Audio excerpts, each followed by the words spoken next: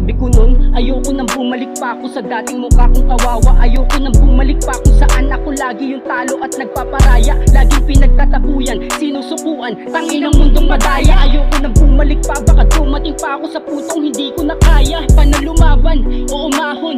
Lunod na ako sa pasakit, paano lalaban o babangon?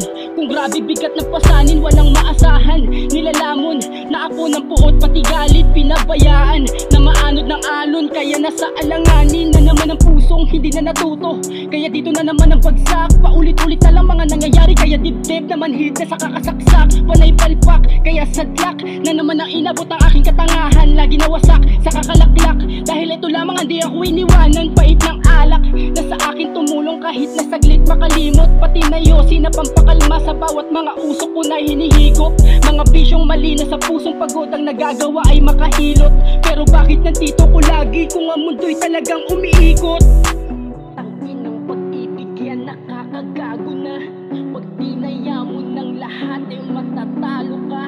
Kaya pintuan ng puso ay sasarado na. Ayoko na, oo ayoko na. Bakit kapag binigay ang lahat sasabihin palagi may kulang? Ilang beses ka na bang binaliwala, bakit pa hindi ka matauhan?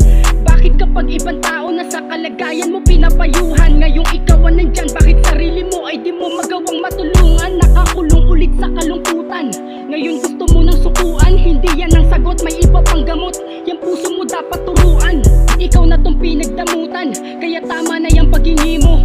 Pagmamahal at atensyon ay hindi yan nililimos kahit kanino. Sa iyong pagkadapa ay matuto ka, palaging sarili mauuna. Kung ano lang ibigay yun lang din ibalik mo, nanti ka na naaabuso pa. Maging mabait dun sa gusto ka, kapag ayaw sa'yo ay hayaan.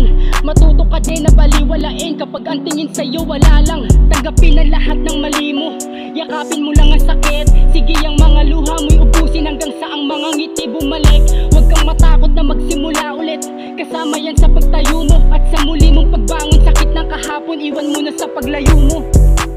Kailan may di naging patas ang pag-ibig, kaya dapat ay maging mas matatag ang pag-iisip.